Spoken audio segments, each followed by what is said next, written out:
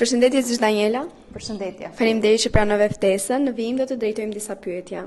Si ka qenë për ju të merrni për herë të parë rolin e koordinatores këtë vit dhe si jeni përshtatur me përgjegjësitë e reja?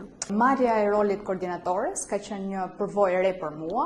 Në fillim ishte pak sfiduese dhe kërkonte më tepër organizim, por me kalimin e kohës jam përshtatur.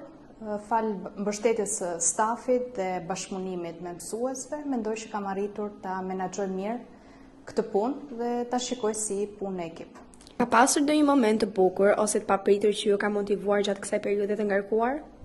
Po, patjetër, momente që më kanë motivuar ka.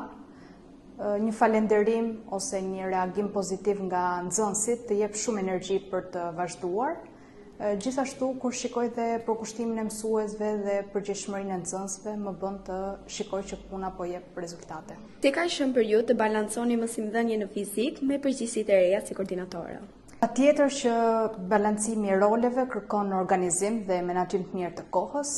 Mësimdhënia në fizik është shumë e rëndësishme dhe cilësia në mësimdhënie patjetër që duhet mbetet e njëjtë, por roli i koordinatores më ka ndihmuar ta shikoj nga një këndvështrim pak më i gjerë. Duke qenë se jeni në kontakt të afërt me nxënësit, si shikoni angazhimin e tyre këtë vit shkollor?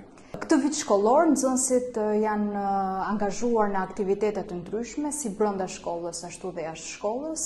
Nxënësit kanë marrë pjesë në konkursin e artit dhe letërsisë, kanë marrë pjesë në konkursin e ASEF-it, ASEF-i social, ku ka pasur një pjesëmarrje mjaft të lartë, kanë marrë pjesë rreth 134 nxënës.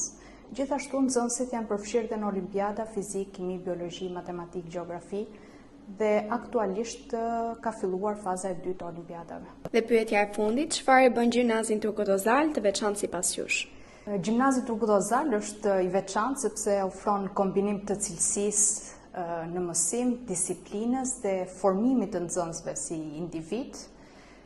Do të thoya që dallohet për bashkëpunimin mes mësuesve dhe mbështetjen e vazhdueshme që u jepet nxënësve. Faleminderit që morët pjesë në intervistën tonë. Faleminderit dhe ju, suksese.